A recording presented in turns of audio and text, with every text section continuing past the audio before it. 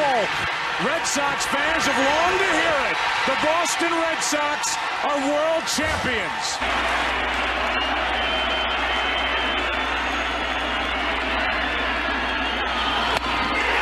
Game over, series over, and the Red Sox are world champs again. And so are these fans. It hasn't happened at Fenway Park for 95 years. The Red Sox are world champions. Boston organization has been well run for a long time now. From the top on down, here comes a 1-2 pitch. Red Sox win the World Series. 5-1 the final tonight. And the best team in baseball wins it all in 2018. The Red Sox have won the World Championship. The Boston Red Sox beat the Los Angeles Dodgers 5-1. They win the World Series 4-1. And the Red Sox become the first team in the 21st century with 4 World Championships. Can you believe it? Welcome, everybody, to episode 2 of the unofficial Red Sox podcast. I am the host, the Ritt, and with me is my main man, DC, Derek Carter. DC, what's going on, man? How you doing? What's up, buddy? How you doing? Hey. Day 2 is right now. Yesterday, first Red Sox game of spring training in the bag, Northeastern. It was a close one, but not really. 5-3, we took it home. Man, it was a great game. It was just a great day to sit there and just see baseball finally after the atrocious up and down offseason we had. Yeah, it's good to see him back out there. I unfortunately didn't get to watch any of the game. I was on daddy duty doing the nursery that I should have done about 8 months ago. But yeah, excited to see the team back out there. Don't mean to call myself out like that, but you know. Hey, it's good. I watched the game. A lot of patience. You know, we had 6 walks. You know, they're not anxious to sit there and try to get strikes. So. A couple small highlights. Brayan went 1 for 2. You know, he looked okay. You know, it's first spring training game. Can't sit there and really call it out. Man, Rafaela, he took a walk, you know, in his only appearance. So he looked a little patient. That was really good. Kiki, man, he looked great at shortstop. That defense was looking pretty nice. Flipped a little double play. He also took a walk, but man, Yoshida, RBI double. He drilled the ball. Looked good. Man, other way too, right? The other way, yeah. You know, it looked good. The game looked good. The feeling of baseball being back. Man, I don't care how cold it is. Spring is now in the air. I'm excited, man. I can't wait for March 30th, buddy. Oh, man, I can't wait either. And, man, March 30th, March 29th, you and I, you know, Grandstand Productions sent out a little invite for us. They're doing a live night before opening day YouTube podcast. So they invited us on to do, you know, come on, promote us, and just talk a little baseball. How exciting is that? I'm excited about that. I'm very appreciative. It's cool that they're doing something like that. Something I've never been able to do. So I'm very excited about that. So just adds to the excitement that I already have, you know, for that time period. Man, I know opening day is going to be huge for us. We're going to do a live show. The day after, we got another podcast going to be dropping. We got one of your good friends that covers the Baltimore Orioles. We're going to be talking the Orioles series. Man, tell us a little bit about your friend. Yeah, my buddy Josh, he's been a good friend of mine since I was a kid, probably like 5 years old. He's a huge Orioles fan, very knowledgeable.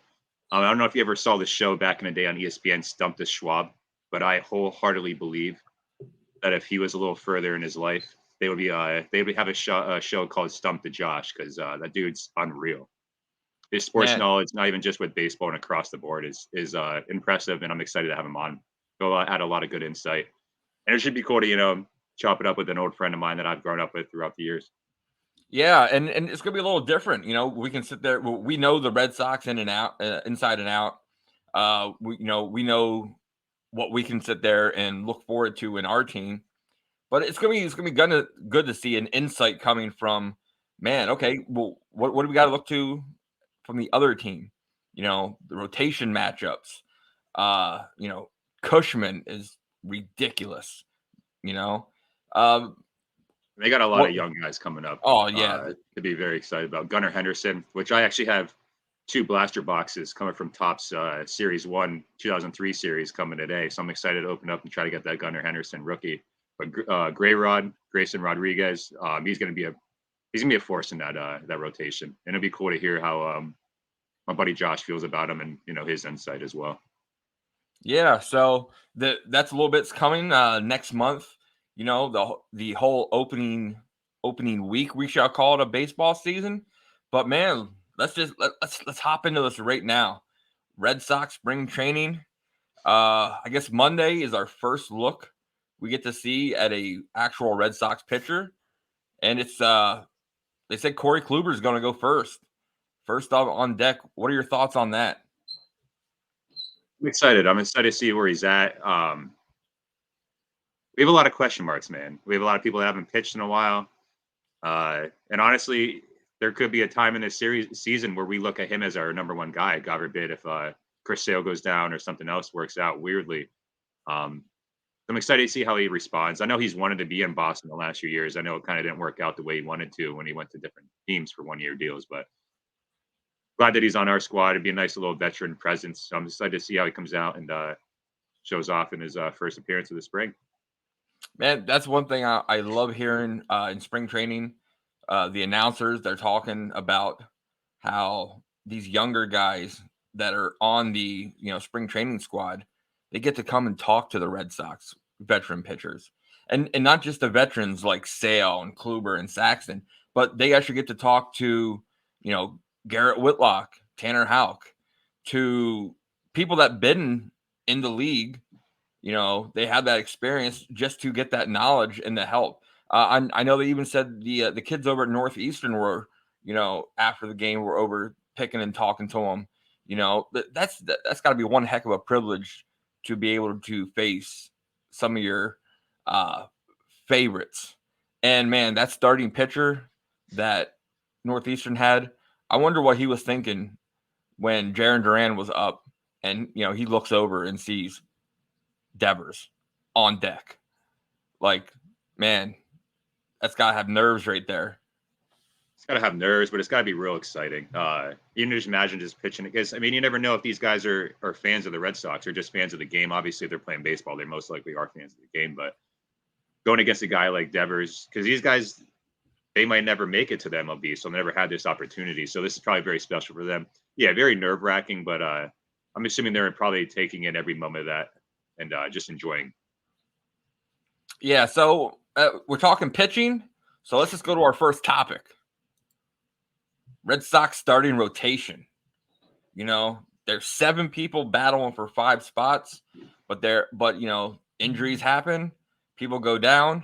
Next thing you know, it's next man up. So we have a little bit of depth. I know on ITM and Jared Carabas's podcast, they were kind of potentially making fun of the Red Sox when everyone says they had pitching depth.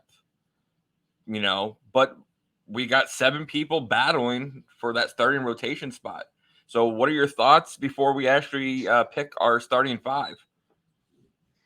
Like I just said before, and we touched on many times in the first episode, we have a lot of question marks, a lot of things that could go right, a lot of things that could go wrong. So, this is kind of like a guessing game, in a sense. I have my 5 names, but we have people that haven't pitched in forever, and at this point, James Paxton's is lucky that his arm's attached to his body at this point. So I'm thankful to that he still has his arm. So I'm just gonna kind of curious how he's gonna pitch, and perform for us. But I'm ready to get mine whenever you are. So if you want to go first, let me know, or I can go first. It's up to you. Okay, let's just go 1 through 5. We'll go back and forth. Okay, I'm pretty that works sure for me. I'm pretty sure our number ones are going to be identical. If not, you're going to have a heck of a lot of explaining to do. Yeah, So after number 1 though, it could go different ways. You never know. I got number 1, Chris Sale. Yeah, drum roll. I got Chris Sale as well. Okay, if he's healthy, that is a perfect person to lead off. Playoff time, it might be a little different, because you got to take your best 3 and maybe 4 to go out there. But Sale, if he can return from the injuries, with Chris Sale, I don't know if you saw. I don't know if it was yesterday or the day before. Tom Werner, one of the owners, he actually, and I guess in a roundabout way, called out Chris Sale and just said he needs to be the guy that we expect him to be. And what I loved, and we talked about it before about his fire, and his accountability, was he took that as a compliment. He took that as like just a motivation, because he said, he's right. We have big dogs out there. The big dogs got to eat, and the big dogs got to perform. So it was just cool to see that, and that just adds to the fact that I think he's going to come out and have a baller year. He's going to come out. He's going to strike guys out. He's going to be out on the mound. Hopefully, no fluke injuries with the bike, or a comeback to the pitcher's mound. But it's cool to see him take accountability, like I said before. So I'm excited about him. I think he's going to lead this rotation in a very effective manner, and I'm excited to see him get back to the regular Chris Sale that we paid for. Yeah, accountability. You and I at our jobs, accountability is not something that people step up and talk about. Chris Sale wanted to talk about it. He's like, hey, you're paying me X amount of dollars. I haven't been able to live up to that since 2018. And I'm 100%. I feel healthy. I'm ready to take on that workload again. And I think that he's going to be the number 1 starting pitcher in our rotation. I have no doubt, comeback player of the year, Chris Sale. Absolutely. I think that's very, very much attainable. And I'm fucking stoked for Chris Sale, man. Number 2, I'll let you go first. All right, number 2. So I kind of fought with this a little bit, but just because he is a veteran and he does eat innings, I'm going to go with Pivetta. Ooh. I am going to go with Pivetta, at least to start the year. I think my rotation could look a lot different in June. It could look a lot different in August. It could look a lot different in September. But going into the season, I think he's proved over the last 3 years, while his starts maybe not consistent, as we touched on before, they may not be the prettiest, but he goes out there, he eats innings. He'll give you 6, he'll give you 7. They may not be quality starts, but I think he's earned that right. Believe me, I struggled with this one. I did. But I'm going to go Pivetta for my number 2 spot. You're probably going to call bullshit on me. I also had Pivetta as my number 2 starter. I'll be honest, I didn't expect that. I didn't expect that after your reaction to mine. Just because of him being able to eat innings, and he's always ready to go. So my thought was, if Sale's ready to go and he's 100%, he's going to eat those innings. He doesn't want the ball taken away. Pivetta has the same mentality. He's going to eat innings. That's a great 1 too. Absolutely. Thinking back to two postseasons ago, Pivetta was our guy. If you think about it, he was the best when we reached the ALCS. He was one of our best pitchers, if not the best. And as I touched on before, he's got a fiery approach to him, which I love. I love guys like that, just like I said with Chris Sale. So I think he's earned it. Exactly. Number 3, I sat there and was thinking, I'm like, man, who do I go for number 3? But I'm like, man, you got a veteran, you got a guy that eats innings. And if you're having a 3-game series with the Red Sox, let's sit there and at least for the beginning part of the season, Bello. Bello's my number 3. You don't the people don't know him yet, so he's at least for the first couple months of the season, they got to sit there and learn him. There's not a lot of footage for him out there. He didn't have that many starts last year, so I thought Bello would be my number 3 starter. So actually, that's funny you say that. When I made this list originally, Bello was my number 3. And just before the show started, did a little extra research, and I actually switched it up. And I actually I slotted Whitlock in as our number 3 starter. Just because of the consistency that he's shown, whether he was in the bullpen or the rotation. As I said before, I wish he was still in the bullpen. Excuse me. We did shore that up a little bit, so I'm comfortable with him in the rotation, but I'm going to put him as number 3, just due to him balling out the last 2 years, and that's a Rule 5 pick too, and that's I believe from the Yankees as well, which makes it even sweeter. Yeah. So I'm going to go Whitlock with my number 3. But Bello was my original number 3. I'm not going to lie. Yeah. Actually, I have always argued with people that out of everything that Chaim Bloom has done, I always sit there and said, so far, I thought Whitlock was the top thing he's done. He's seen talent there in the Rule 5 draft, which it's hard. It's hard to pick up a talent piece, and you got to put him on your 26 person roster, and he's got to be there the whole year. Chaim Bloom's seen something in him, and he was there the whole year, and he turned out to be great.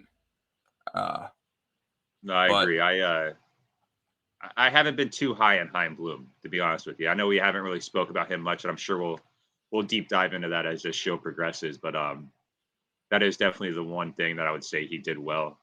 That's a diamond in the rough right there, and I'm very happy with how he's performed for us. And he's very versatile, and he owns any role he's in, and that's what we need.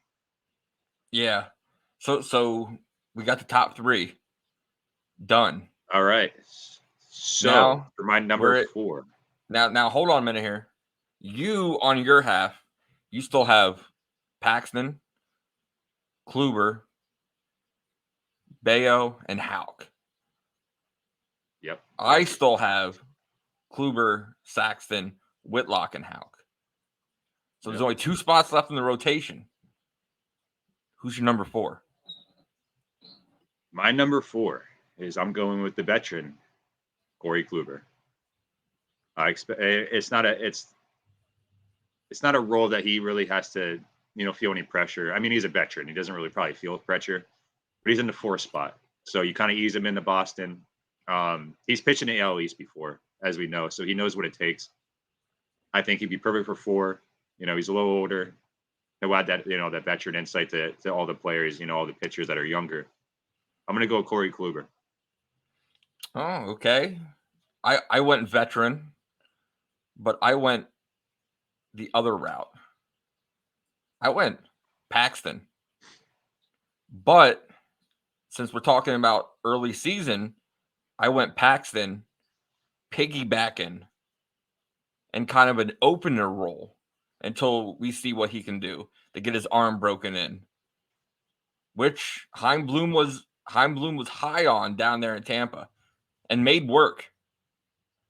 So I have Paxton piggybacking in an opening role with Garrett Whitlock. I actually like that a lot. I like thinking outside the box there. You're right. Chaim Bloom was there when they started that opener, pitch him for an inning or 2 and then kind of just do a bullpen game the rest of the way. And I think that's a really good idea to, if he were to be in the rotation to start the year, depending on health, that would be good for him to kind of ease his way back in there, build himself up. It kind of takes off the pressure in spring training of trying to build himself up in the spring training, where else he can build himself up to 3 to 4 innings and worry about, getting his pitches back down, getting his legs underneath him, which is huge when you're pitching. I mean, I know you throw with your arm, but I think that's a very good idea. I didn't think about that. So hats off to you on that one. Yeah. AC might be giving you a call, buddy. Hey, I'll take. I just don't know if it's on my resume. You know what I mean? You know what? Shoot high, baby. Shoot high. So, but here we go. My number 5 is the other veteran. And I was like, man, a lot of people set up their rotations 1, 2, 3 strong. On the other hand, you don't always get to pitch 1, 2, and 3. Sometimes you're coming into town and you got the 5, 1, 2. So I'm like, man, let's put Kluber in the 5. So that way, maybe a team gets Kluber, Sale, and Pivetta in the 5-1-2. And I think Kluber, like you said, he's a veteran. He's pitched in the East. The only thing is, which is I think it's good for us, we don't have to worry about playing the AL East as much. We have to sit there and worry about playing every team, And I think having a veteran arm in the tail end of your rotation will sit there and help anchor the team and anchor the rotation to where we can actually stretch out our starting pitchers more. I could agree with that. And I did want to mention this. I meant to say this when I brought up Kluber. But the reason why I put him down as far as I did in the rotation as well is he hasn't pitched a full season since 2018. So like I said, you give him, you kind of put him in a low pressure role, let him come back, ease himself back in. Because like I said, he hasn't pitched a full season since 2018. There are injuries there. He is a veteran. He's getting a little older, but I like him either at 4 or 5, like you just said, which leads me to my number 5. And my number 5 is Brayan Bello. So the reason I'm going with Brayan Bello and I left Paxton out and I left Houck out. The reason I left Houck out is I think he's going to be in the bullpen. That's where I think he's going to end up. I need to see more out of Paxton. I haven't thought about the way you did. I do like the opening starter. Play him for a few innings and have Whitlock come in. I think that'd be a very good idea to ease him into the thing. I wouldn't mind seeing him come out in a long relief role in the beginning of the season to kind of see how he does. Put him in some low pressure situations. And then as we regress, if you get to May or June, and with our guys, there's a lot of question marks as far as injuries. So we have the versatility to put him back into a starting role. If you keep him in a long relief, he'll still be built up, and then kind of transition to that starting role if we ever need him. Yeah, because like I said, the dude's lucky his arm's attached to his body, man, at this point. But I am rooting for him.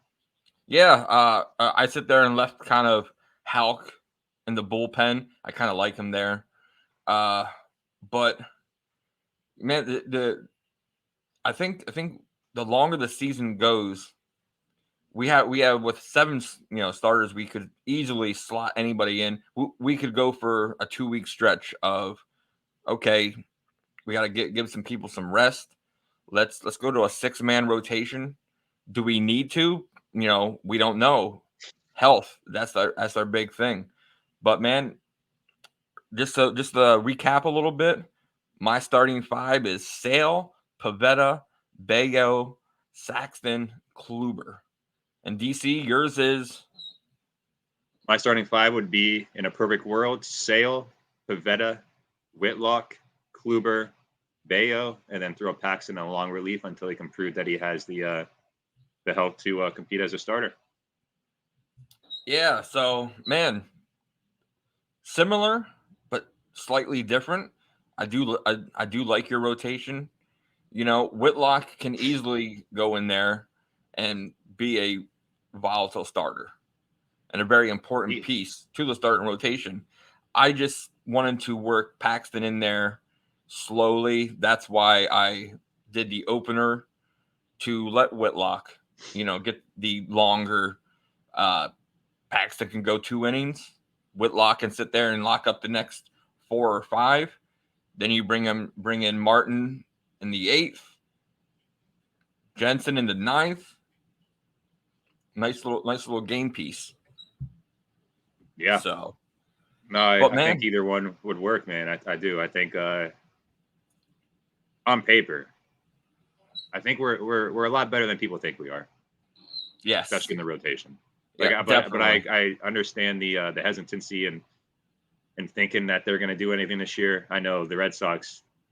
I did a little research and looked at some projected standings and stuff like that in the last few weeks, and they're all over the place, man. I mean, a lot of them pick them last, but I think it all rests on our starting rotation. If we can eat those innings, if we can get to the bullpen, put them in positions to succeed, and hopefully our offense can help them score runs and make them a little more comfortable when they're on the mound. Yeah. So spring training, we have 7 pitchers battling for 5 spots. but we also have two other positions, that are really battling and vying for the spots on the team. One I think would be a starting job, which would be over at first base. The other is which two catchers is AC gonna have on the opening day roster. So let's head on over first to the catcher battle. DC, what are your thoughts? All right. So just right off the top, not doing too much digging, I would say McGuire is the most likely to start, in my opinion. I think he has that pretty locked down just from his performance the last year after he got traded. He showed he can man home plate, especially in Boston. Now where it gets a little confusing, a little murky is I think, between Alfaro and Wong, if I had to choose, if it was up to me, I would go Alfaro. And the reason I go for Alfaro is when he has the opportunity to play, I think he played like 130 games for Miami back in 2019, but he hit like 256. He had a 305 on base percentage, and he also hit 18 home runs. He hits those piss missiles, man, and I think he's going to destroy the Green Monster. So if it was up to me, I would go McGuire start, Alfaro to be backup, but I think eventually throughout the season that turns into more of a platoon role. And honestly, I wouldn't be surprised if Alfaro kind of, moves his way into the starting role, gets more at bats as the season progresses. I'm just not impressed by Connor Wong yet. I think he's like a 213 hitter. He has one home run. We need power in our lineup. We do. We need any extra power we can get, and we need that from a catcher. Exactly. Just a little stats just from last year. McGuire, 36 games, a 337 batting average, 3 home runs, 12 ribbies. That's not bad for a small sample size of 36 games. Not at all. Wong, he played 27 games, batting average 188, 1 home run, 7 ribbies. Man, we need that. We need that extra guy on base. And Alfaro's that guy, man. Alfaro for the Padres last year, 82 games, 246 batting average, 7 home runs, 40 RBIs. So I sit there and I'm with you with McGuire and Alfaro making the starting opening day roster. Send Wong back down to AAA where he can get a little more experience, get a little bit more time under his belt. And, everybody's already talking about how, the Mookie Betts trade. They're still talking about it, 2 years later. And Verdugo's still there. I think he's going to be here for a little while. We already traded Downs. We DFA'd him. And he was supposed to be the star attraction in that trade. Didn't pan out to anything that we thought. Nope.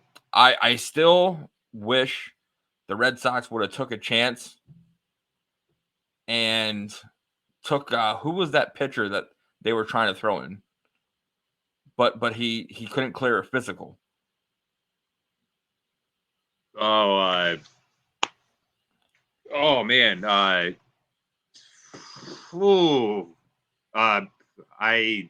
know what it is. I just don't want to butcher it. Yeah. Give me a second. Because he's had his injury issues with the Dodgers. It's Grudal. Not yeah. Grudal. Well, at first it was supposed to be a 3-way trade with Minnesota. Remember? Yeah. And I'm actually kind of embarrassed that I don't know this because. But man, I sit there. Gratterall. That's what it was. Gratterall. Yeah, dude. He's unreal because he actually was about to take over for Kimbrel last year at the end of the season, but then he got hurt.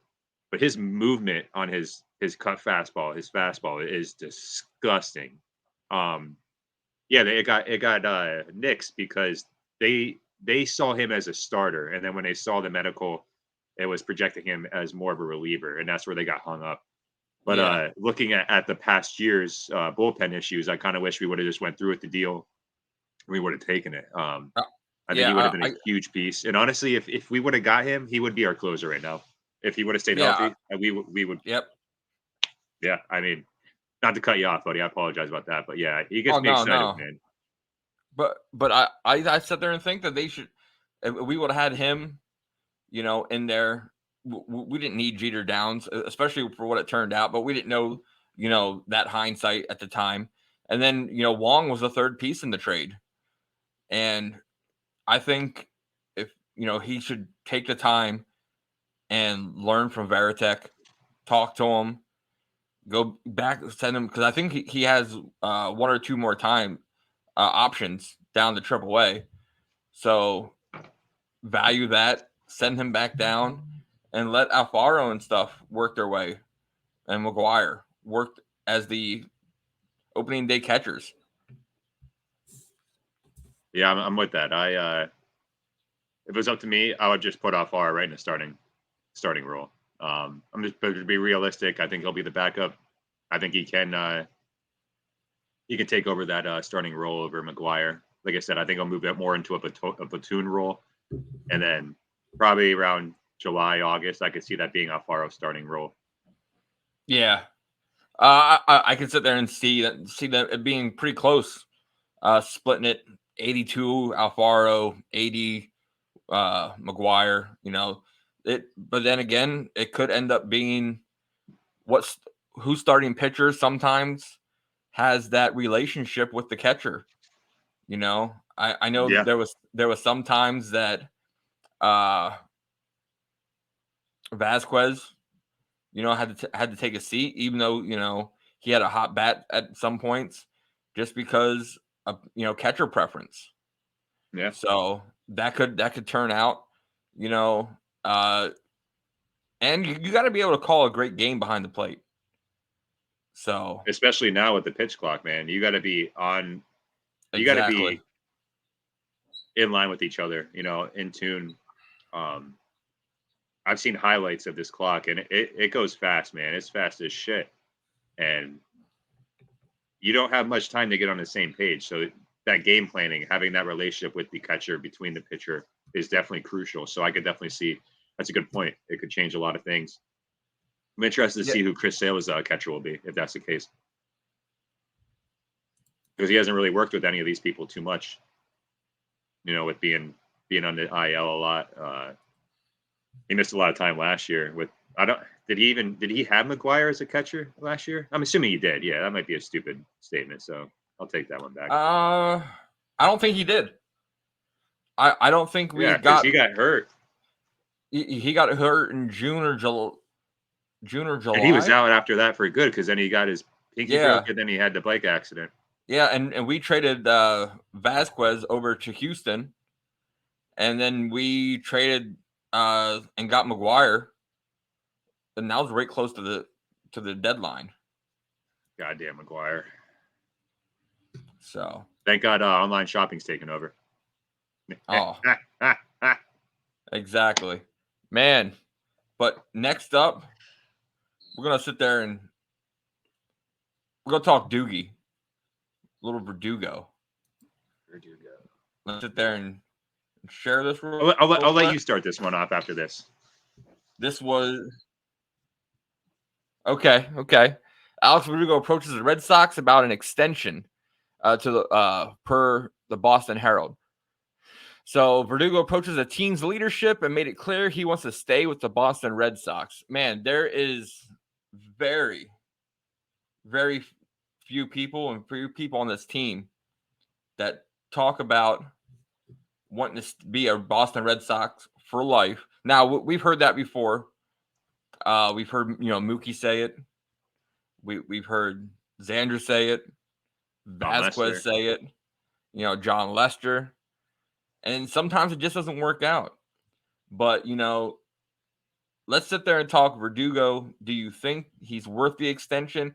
And if so, what do you think the extension he should get would be if after this season he plays up to his potential. All right. So I'm glad you put that last part in there because that also kind of that confuses things a little bit. So I think if we're going to extend him, I think we extend him before the end of spring training. And if we give him an extension, I'd say 4 years, about $13 to $16 million a year. The reason I say we do that now, I mean, personally, I need to see more from him. You know how I feel about him. I'm gonna be a little PG, but he needs to show a little bit more to myself, and I think he needs to show more to other fans as well. I don't think I'm the only one that thinks that. But if we lock him up now for 13, would be ideal, 4 years, because he has arbitration until 2024, I believe. Correct.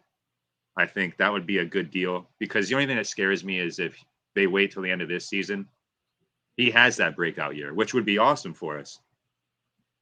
But that price goes from 13 to 16 million to probably 17 to 20 million a year, which in the grand scheme of things shouldn't really matter much when you're the Boston Red Sox. But as you've seen over the past few years, I think we're not even in the top 10 payroll for this year.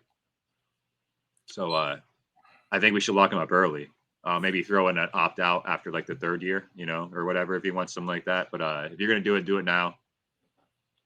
It kind of goes against what I feel about him, but lock him up now for 13 to 16 mil a year for 4 years before he has a breakout. And then that goes up a little bit because it's going to go up if he has a breakout year and he does what he's capable of. I just want to see that as a consistent thing. You know what I mean? He can kind of disappear from the lineup for about 2 months. I noticed.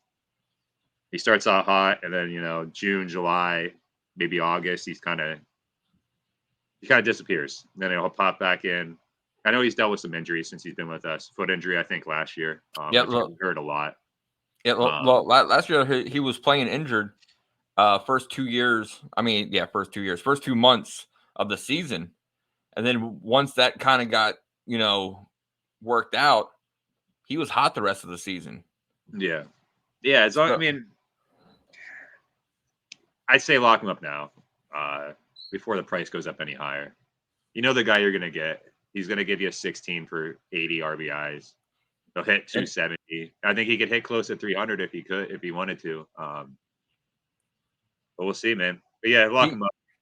He's another guy on the Red Sox, like we talked about last week, Chris Sale. AC sit there and called him out, and he's ready. He came to spring training. He's running more. He's in better shape. He took AC's call out to heart, and now he wants to sit there and show the fans of Boston, show the city of Boston that he is the guy that they thought he could be. One guy that I hear people comparing Verdugo to is another guy that I thought was going to be here for quite some time, Andrew Benintendi. Yeah. Benintendi just got a 5-year deal with the White Sox for 75. Do you think Verdugo deserves a 5 for 75? Or do you think it should be more or less? I want to go 5 years. I'd go 3 to 4 years. 3 to 4 years, 15 million. So 45, 60 million for 3 to 4 years. I'd be fine with that. He's young. He wants to be here, which is huge, especially with the way that the state of the Red Sox has been. Whether we've read it in the reports or not, I think that clubhouse has been in turmoil the last year. Dealing with Bogarts, dealing with the uncertainties and all that. I think locking up Devers, I think Chris Sale coming back, being that leader that I think he can be. And if Verdugo can come in and perform, because he is a fan favorite, whether I agree or not, he is a fan favorite. And the fact that he wants to be here does say something. And it means a lot to the fans. The fans are always over there. He's talking back to the fans. He's having a good time out there. He's always smiling. Like, man, he's kind of what we need. We need somebody out there that, can represent. Kiki's another one that has kind of become the face of the Red Sox, behind Devers. behind Chris Sale. So, my opinion, I say lock him up 5 for 75. You know, if he plays like he should this season. Yeah. So, another. I mean, I agree. I'm just a year less. Yeah. Hey. And we're talking about the city of Boston, talking about Fenway Park. Man, there is no place people would rather sit there and play. It's an amazing place. It could be hard. It could be hard. It could be great. You never really know until you're there. But man, let's take a little clip. Let's listen to a little Fenway Park, and then let's talk some memories we have from going to the games.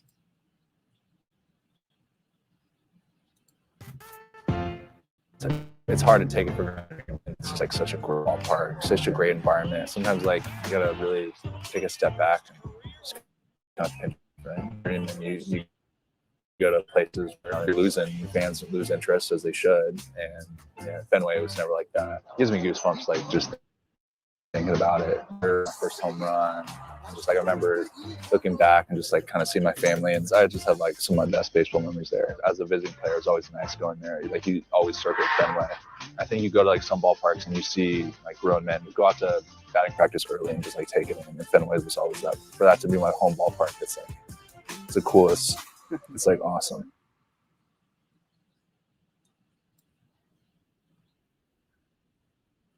Man, it's great to sit there and hear the players talk about it. You know, it's great to be a fan at the ballpark. And we're going to sit there and talk about some memories that you and I had, the Fenway Park atmosphere. And I've been to a couple games of a Fenway Park. I usually try to go once a year, you know, to a series. I remember my first experience going to Fenway Park. It was a night game. It was a Friday night.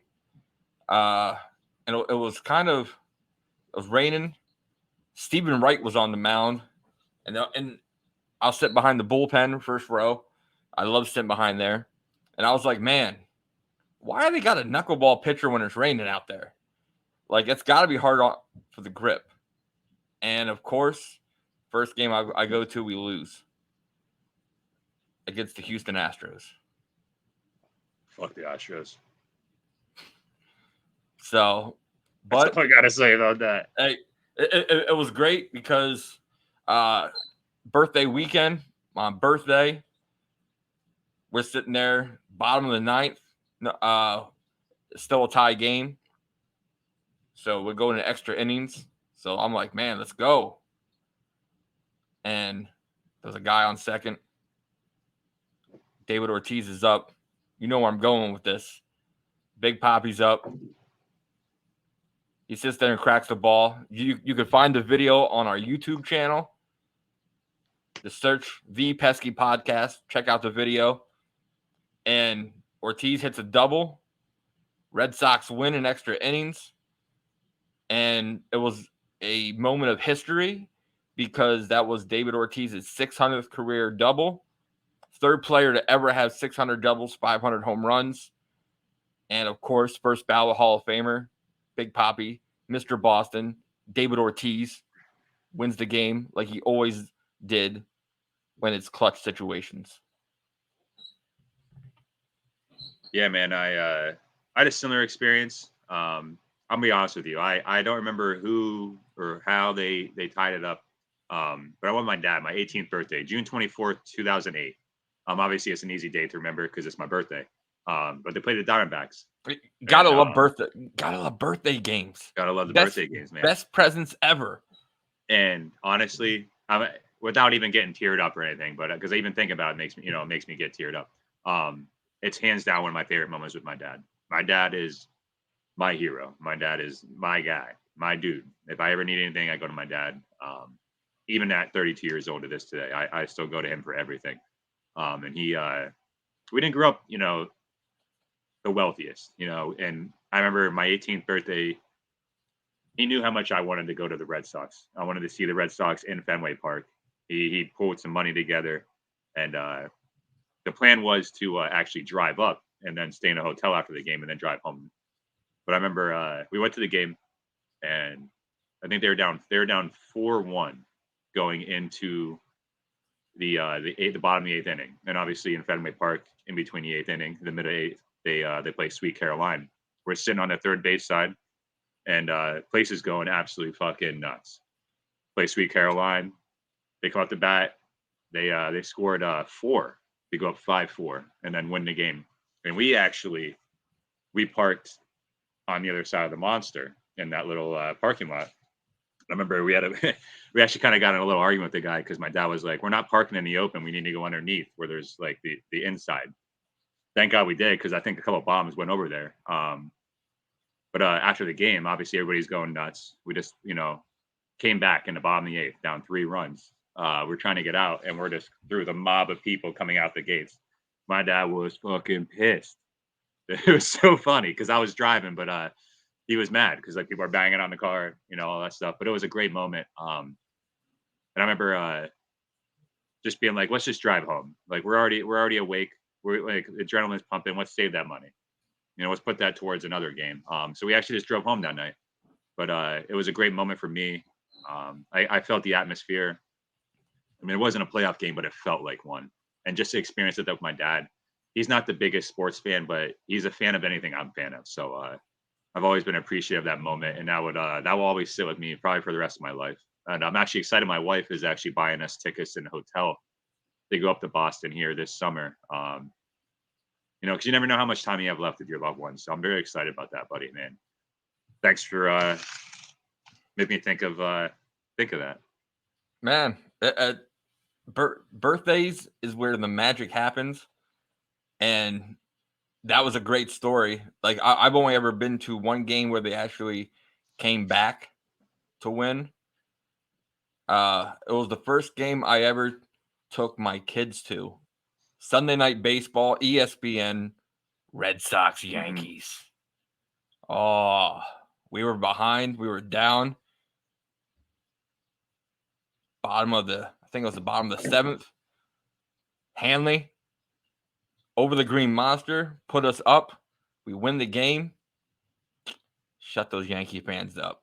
That was great. But my one of my bigger memories, and to this day it baffles me, and I talk to you about it a lot.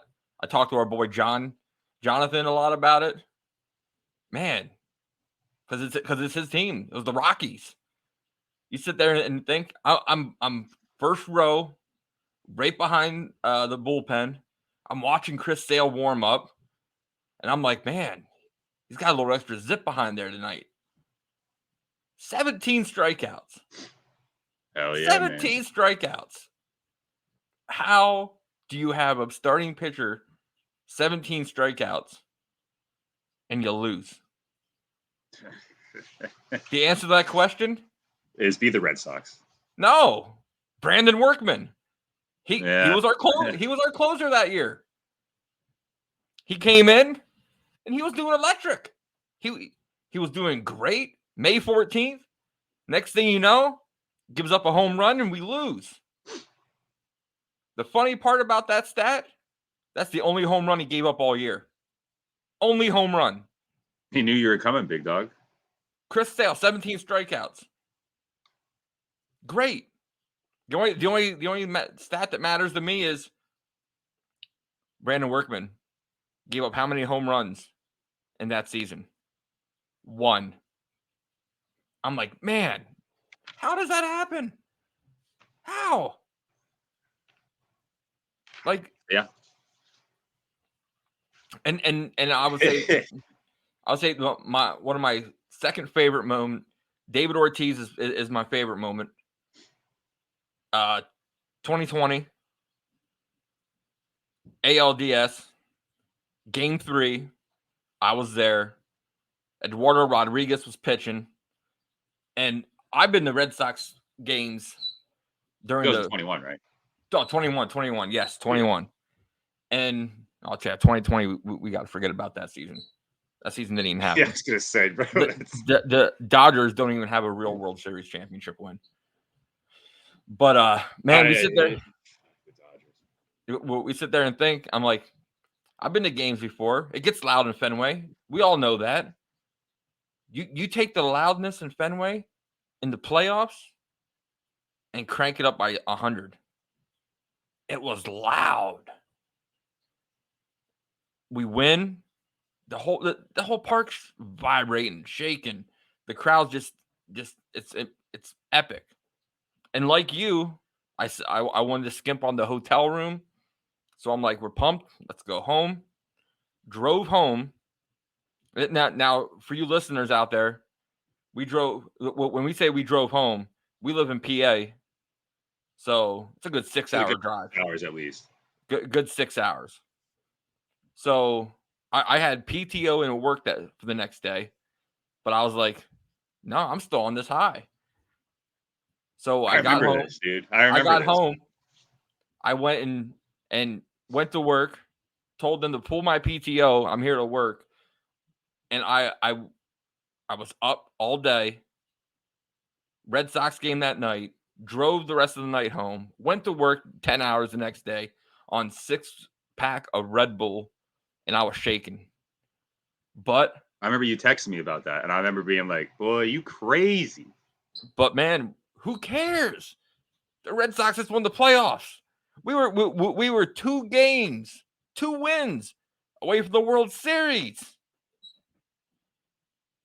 I'm not gonna lie. After that, we took Game 1 in Houston.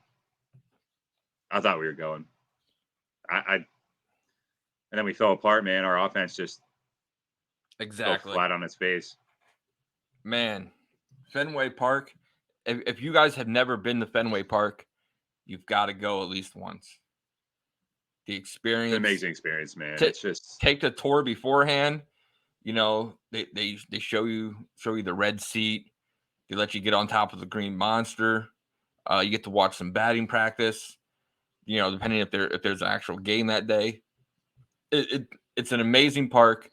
I'm kind of excited to sit there and go back because they went and did a little modernization, a little bit. The seats are still tight as hell, but I think that's why I always enjoyed sitting behind the first row behind the bullpen because you're not in the seats actually. You're on metal chairs, so you got that elbow room. You know what I mean? Sometimes. So actually, real quick sidebar. When the story I just told when I went with my dad and we sat on the third base side. So we were the 3 and 4 seats in from the aisle. Mm-hmm. Well, the people that were in seat 1 and 2, they had a big old pillar that literally covered a home plate. Wow. And I remember like there's nobody beside us, but like it's Fenway Park. That was back then when they were selling out every game. So like I'm looking at my dad. I'm 18 years old. I'm at Fenway for the first time. I'm not trying to have any controversy. They're like, "Can you guys move down?" And I looked at them and I looked at my dad and I was like, "We ain't fucking moving down, man. Like, if y'all want to move down, you guys can get your asses up and come over on this side." Exactly. I remember I felt so bad for them, man. They were so mad, and I remember they bought it from the same dude that we bought it from. We bought the tickets off eBay, and So anybody that's listening out there, just make sure you do your research on the seats. Go to viewfrommyseat.com or whatever it is. Hey, we can get a little sponsor. That'd be sweet. But check them out because I don't want anybody going there and almost missing out on the fun like I almost did because we were 2 seats away from not having any visibility. And with that said, too, I did see John Henry. There's a couple. I think it was like 10 or so years ago. They said Fenway Park basically had like an expiration date of like around 2025-ish, around there, 2035, I think it might have been. Well, I think there was a report, if I'm not wrong, like last year that said, or within the last year that said that expiration date is no longer. With all the improvements they made, that park could be around for the foreseeable future, which makes me excited. I know a lot of people, like a lot of like the opposing players, especially mostly like Yankees, they kind of like shit on Fenway, small clubhouse, stuff like that. But you're playing in Fenway Park. That's a piece of history. I view Fenway Park just like I do Wrigley. Wrigley's on my bucket list. I've never made it out there yet, but I plan on making it. But Fenway's amazing, man. I'm glad to hear that report that there's no expiration date any longer. I want to keep that park as long as we can. There's just so much magic and history that's happened in that park, and the players that have come through there. I just don't want to let go of that yet. Yeah. And I know you and I, we always talk off the air, talk personal and stuff. Man, you did something that I haven't been able to do yet. You've been at the championship parade. Yeah, 2013. So that was, what was that like? I know where you're leading me. About Mike Napoli, but hey, we'll go into it. No, it was awesome. I went up with my buddy. We drove from PA. I think we left at like 6 p.m. and we were staying in a hotel in Wakefield and then getting on the Orange Line, I think it was. We got to our hotel about 2 a.m.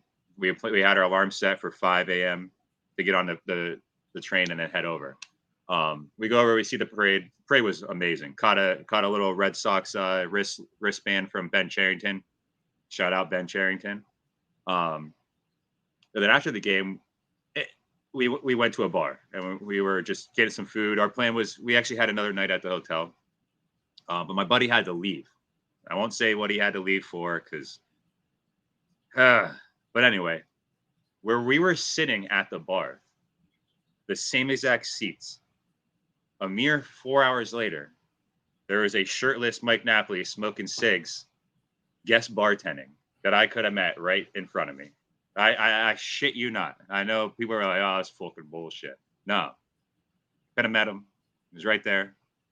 And I didn't get to. And I'm still salty. 10 years later. Well, 9.5 years later. I'm salty. I'm salty, man.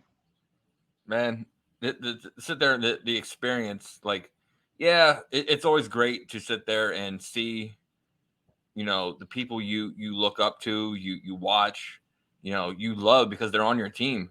I never forget the first person that I got to meet in person. You know where I'm going with this.